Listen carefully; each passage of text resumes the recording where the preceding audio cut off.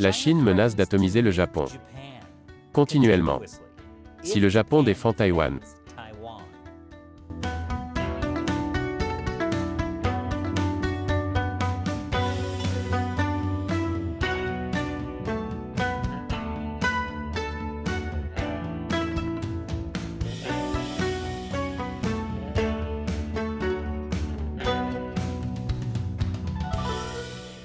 Bienvenue à Chine non censurée. Je suis Chris Chappell. La semaine passée, je vous ai dit que le vice-premier ministre japonais Taro Aso avait déclaré que le Japon entrerait en guerre si la Chine envahissait Taïwan. Au fait, cet épisode n'a pas seulement été démonétisé mais limité en âge. C'est dommage car il a été vu 1,5 million de fois avant que YouTube ne décide de le supprimer. La raison pour laquelle je soulève cette question est qu'il y a une chance non nulle que la même chose puisse se produire avec l'épisode d'aujourd'hui. Depuis que la Chine a répondu à la menace du Japon, en disant qu'elle va bombarder le Japon. Et je suis en mesure de vous présenter cette histoire malgré les manigances de YouTube. C'est grâce au soutien de tous ceux qui contribuent à Chine non censurée, sur le site de financement participatif Patreon. Rejoignez-nous dans notre combat pour exposer le Parti communiste chinois au monde entier, avec seulement $1 par épisode sur patreon.com/ChineUncensored.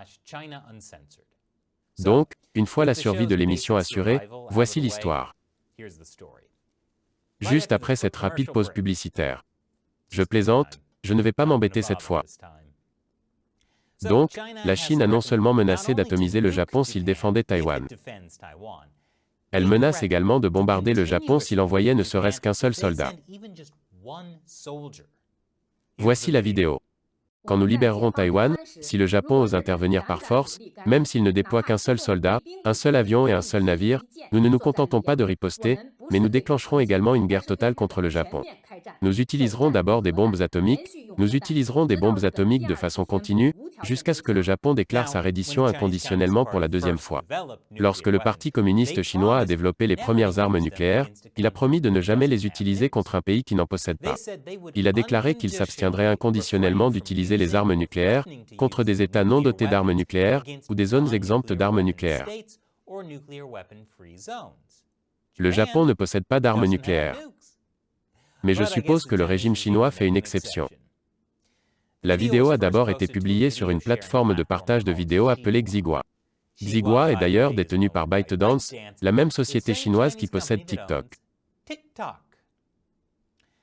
La vidéo a été publiée par une chaîne de commentaires militaires, approuvée par le PCC et ayant des liens étroits avec l'Armée populaire de libération.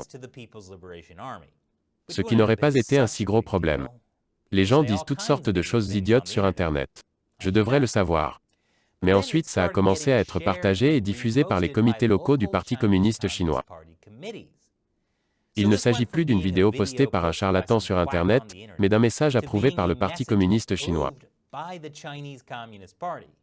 Bien sûr, comme elle a été postée par des comités locaux du parti, le gouvernement central peut la nier. S'agit-il simplement d'un responsable local du parti, qui a fait preuve d'un peu trop de patriotisme, ou est-ce un message que le Parti communiste chinois veut envoyer au Japon? Comme j'ai dit, c'est un déni plausible. Après que cela est devenu une nouvelle internationale, la vidéo originale a été supprimée. Évidemment pas avant que tout le monde ait fait une copie. La chaîne a également publié une deuxième vidéo, qui explique comment la Chine devrait envahir le Japon, et les conséquences de la guerre nucléaire. Elle a également été supprimée. La vidéo suggère que la Chine et la Russie attaquent simultanément le Japon, tandis que la Corée du Nord pourrait profiter de l'occasion pour envahir également la Corée du Sud. Et après avoir complètement détruit le Japon en tant que pays, la Chine divisera les 4 îles principales du Japon en 4 pays indépendants, sous la supervision de la Chine et de la Russie. Nous avons certainement beaucoup de choses à attendre dans un monde dominé par le Parti communiste chinois. Mais d'une manière tordue, le PCC est en train de plaider en faveur du Japon.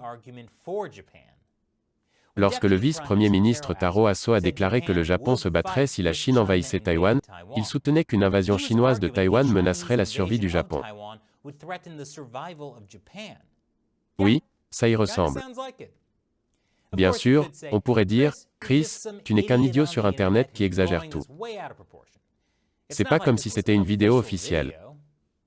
C'est vrai, ce n'est pas comme l'année dernière, quand l'Armée populaire du peuple a publié cette vidéo très bien produite, montrant une attaque sur la base aérienne américaine de Guam.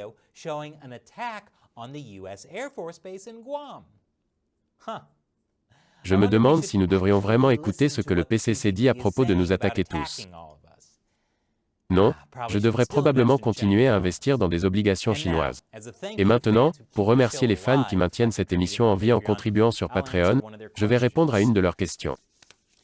Jacques me demande, Chris, j'aimerais savoir ce que vous pensez de la question de savoir si une révolution interne, alias la Pologne, ou une série d'actions internationales, alias l'Afrique du Sud, ont les meilleures chances de faire tomber le PCC. C'est une question à laquelle je pense beaucoup. C'est une très bonne question.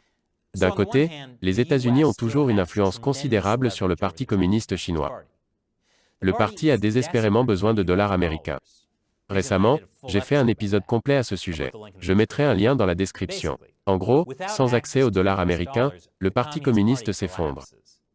C'est pourquoi le parti tente désespérément de créer son propre système financier international basé sur une monnaie numérique. Les États-Unis finiront par perdre cet avantage. Et malheureusement, il semble que l'élite américaine soit trop investie en Chine.